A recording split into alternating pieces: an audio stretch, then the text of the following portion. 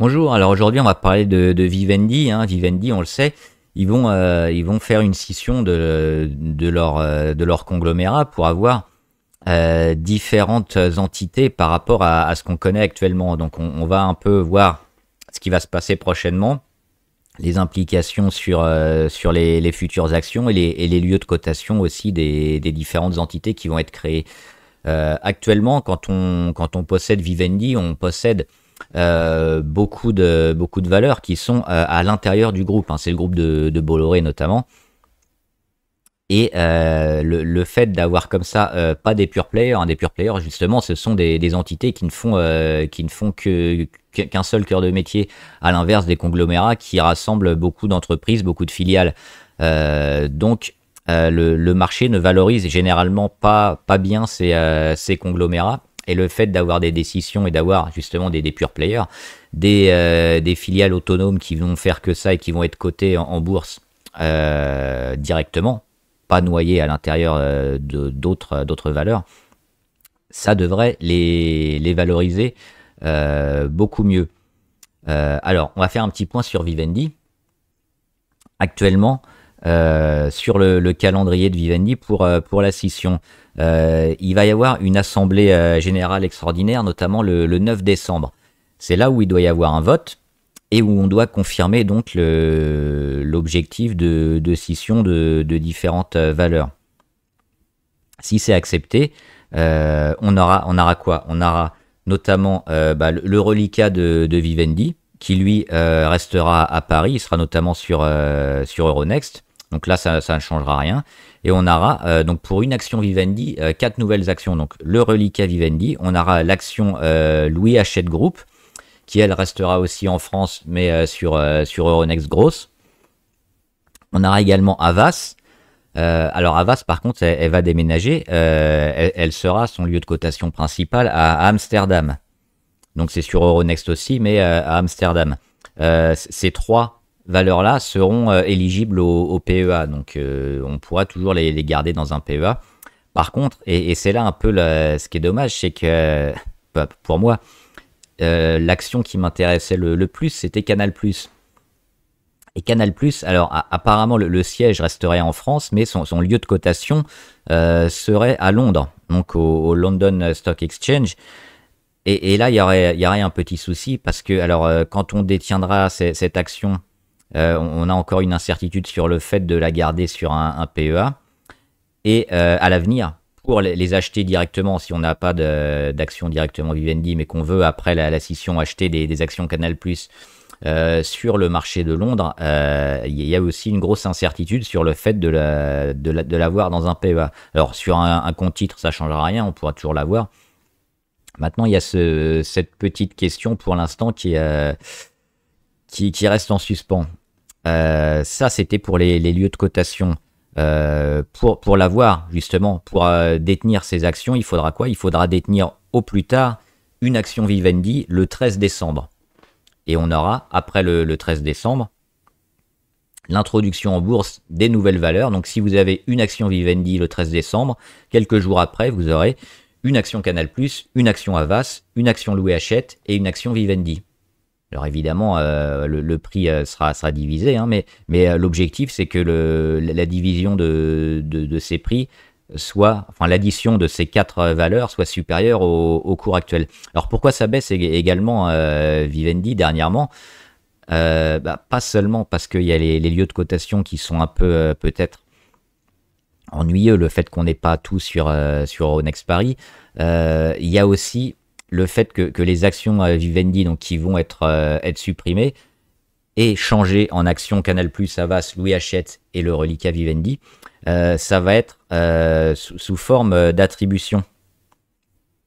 Et donc là, il y aura c'est un peu comme sur une attribution de dividendes. Donc il y aura des frais. C'est-à-dire que si vous possédez actuellement une action Vivendi, le jour où vous allez recevoir Canal+, Havas, Louis Hachette et le reliquat Vivendi, vous allez devoir payer comme si vous aviez reçu un dividende, donc environ 1,28 € par action Vivendi. Et on voit qu'1,28 € par rapport au prix où on était, ça fait environ 10%, et c'est pour ça qu'on a eu cette chute d'environ aussi ici. On est à 9,75, donc on a déjà eu la décote, je pense, et c'est pour ça qu'on a eu cette baisse sur Vivendi, parce que le fait de posséder actuellement des actions va être taxé à partir, alors si c'est confirmé, il y a peu de chances quand même que le vote soit négatif, on verra, on aura la réponse le 9 décembre, mais à partir du 13 et donc de la scission, si elle est effective, il faudra payer donc environ 10% par rapport au prix actuel. Donc c'est pour ça, je pense qu'il y a une décote assez importante de l'ordre de 10% sur les actions Vivendi. Donc pareil, hein, si vous possédez environ 100 actions, ça fera 128 € à payer sous forme de taxe pour l'année prochaine. Ce sera notamment hein, le même principe que les dividendes, parce que ça sera sur attribution. Donc ça, c'est un peu les points négatifs, notamment la cotation à Londres et ce phénomène de taxation hors PEA, notamment, qui sera un peu négatif pour la valeur. Le côté positif, c'est qu'on doit quand même avoir cette scission qui doit être créatrice de valeur. Il y a aussi une chose sur les lieux de cotation, c'est notamment le fait de ne pas être obligé de faire une OPA. Là aussi, c'est reçu négativement par le marché, parce que ça veut dire que si Bolloré l'émet notamment à Euronext Amsterdam et sur le London Stock Exchange, c'est qu'il n'a pas l'objectif de faire une OPA et donc d'avoir la totalité des actions, parce que quand on dépasse un certain seuil, généralement autour de 30% ou entre 30 et 50% du capital d'une entreprise, on est par la suite obligé de faire une offre publique d'achat, donc de retirer l'action alors pas forcément retirer de la cote, mais de faire une offre pour être le propriétaire intégral de l'action. Et donc généralement ça fait monter le prix, parce qu'on met une offre supérieure au prix actuel. Et le fait de les faire coter, notamment à Amsterdam et à Londres, c'est reçu négativement, parce que ça permet d'avoir quand même une grosse partie de l'entreprise sans faire l'OPA. Ça, c'est un petit point négatif. Maintenant, est-ce que ça va quand même créer énormément de valeur? Les avis sont partagés. Moi, ce que je vois au niveau des indicateurs, c'est qu'on a eu déjà cette perte d'environ 10% qui s'entend évidemment par la taxation par attribution qu'on va avoir prochainement, et qu'on est un peu dans l'attente du 9 décembre, hein, c'est dans un mois, mais surtout qu'on est revenu sur des niveaux d'avant scission. Hein. C'était ici les gaps autour des 8,50 ou des 9, où on avait annoncé la scission de Vivendi. Donc, on a eu déjà tous ces niveaux un peu de spéculation. On en revient. On a les détails qui arrivent maintenant pour la scission. Et finalement, on a pu gagner grand-chose. Donc, le fait peut-être maintenant de se replacer hein, sur Vivendi, je pense que ça peut être intéressant. Alors, à très court terme, on sera prudent, parce qu'on est quand même dans une phase de vente un peu. On le voit, on est même en survente depuis quelques jours. Hein. Au RSI, on est à 24. Donc, c'est pas trop le moment de se placer. Par contre, ce que moi je surveille, c'est quoi? C'est la zone de gap ici entre les 8,84 et les 9,12. Et notamment, alors, on avait bien réagi ici le 5 août, le fameux 5 août. Et là, on en est encore loin, parce qu'on est toujours au-dessus. On est dans la zone au-dessus des 9,12 sur les 9,29 hein, qui était le plus bas ici sur l'explosion, notamment dans je crois que c'était la session du MG, je crois. Donc voilà, je pense que si on a une réaction sur les niveaux autour de 9,12, 9,30 et qu'on a un début de redémarrage, ça peut être intéressant de se placer pour avoir l'objectif d'avoir les 4 actions, hein, notamment Canal+, Havas, Louis Hachette et le reste de Vivendi. Je pense qu'il y aura quand même une revalorisation de ces valeurs par rapport au cours actuel qui a moins de 10, et là ça semble intéressant, et le prix ne semble pas être excessif toujours.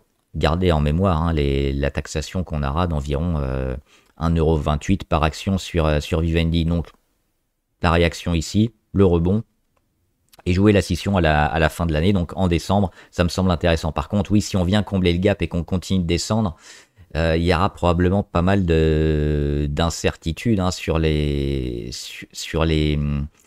future session et ce que ça peut rapporter au groupe. Donc ce serait plutôt à attendre dans ce cas de figure. Donc je pense qu'il faut regarder un peu ce qui va se passer ces prochains jours, et si on a un début de réaction, ce serait plutôt intéressant. Ça reste spéculatif évidemment, mais on a certains, alors beaucoup même d'analystes voient des décotes entre 15 et 45%. Alors on a parlé souvent des 30%, hein, c'est-à-dire on cotait à peu près sur les 10, c'était viser les 13 € sur la totalité hein, des actions, parce qu'il n'y aura plus de Vivendi, il y aura ces 4 valeurs. À savoir donc une progression quand même relativement importante sur la décote. Donc c'est ça qu'on joue éventuellement, la spéculation pour aller chercher une trentaine de pourcents sur la décote, et puis même après garder ces actions. Hein, alors moi j'étais plus Canal+, qui m'intéresse notamment par le recentrage hein, qu'ils ont fait dernièrement, et la baisse des coûts qui était intéressant.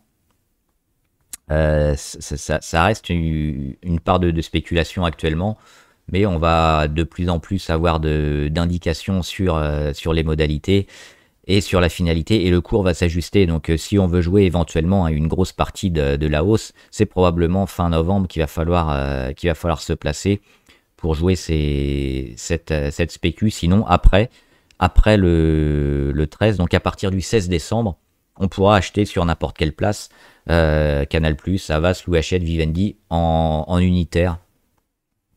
Donc voilà, j'espère que la vidéo vous a aidé. Dites-moi si ça vous a éclairé sur la scission de Vivendi, si vous possédez vous-même des actions Vivendi, ou si vous voulez les acheter avant la scission ou après. J'y répondrai en commentaire. Bon trade, à plus.